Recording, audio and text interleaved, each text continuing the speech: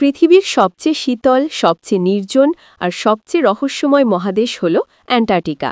মানুষ হাজার বছর ধরে পৃথিবীর নানা প্রান্তে ঘুরে বেড়ালেও এই সাদা মরুভূমি দীর্ঘদিন অজানা রয়ে গেছে।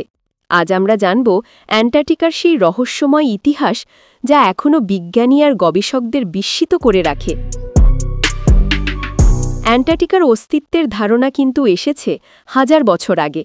প্রাচীন গ্রিক দার্শনিকরা বিশ্বাস করতেন পৃথিবীর দক্ষিণ দিকে এক বিশাল ভূমি রয়েছে, যেটি উত্তর মেরুর ভারসাম্য রক্ষা করে। সেই কাল্পনিক ভূমিকে তারা বলতেন টেরা অস্ট্রালিস।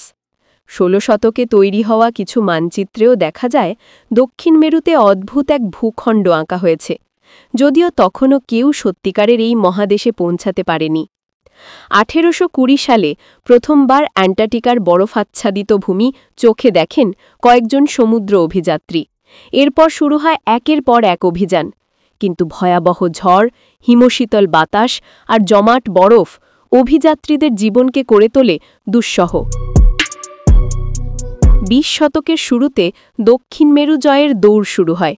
নরওয়ের অভিযাত্রী রুয়াল্ড আমুনসেন ১৯১১ সালে প্রথম দক্ষিণ মেরুতে পৌঁছান। এরপর ব্রিটিশ অভিযাত্রী রবার্ট স্কটও চেষ্টা করেন, কিন্তু তার দল কঠিন আবহাওয়ার কাছে হার মেনে প্রাণ হারায়। এই ঘটনাগুলো অ্যান্টার্কটিকার ইতিহাসকে আরও রহস্যময় আর করুণ করে তুলেছে।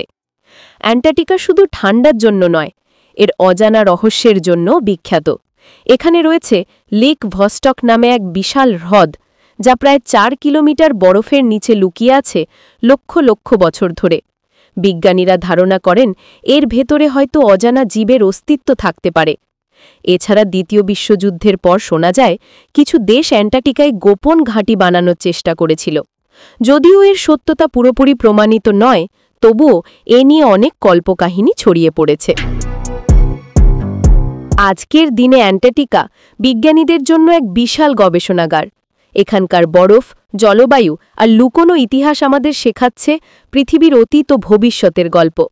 তবে জলবায়ু পরিবর্তন আর দ্রুত বরফ গলার কারণে এই রহস্যময় মহাদেশও হুমকির মুখে। অ্যান্টার্কটিকার ইতিহাস আমাদের মনে করিয়ে দেয় পৃথিবী এখনও অজানা বিস্ময়ে ভরা, আর সেই বিস্ময় রক্ষা করা আমাদের দায়িত্ব।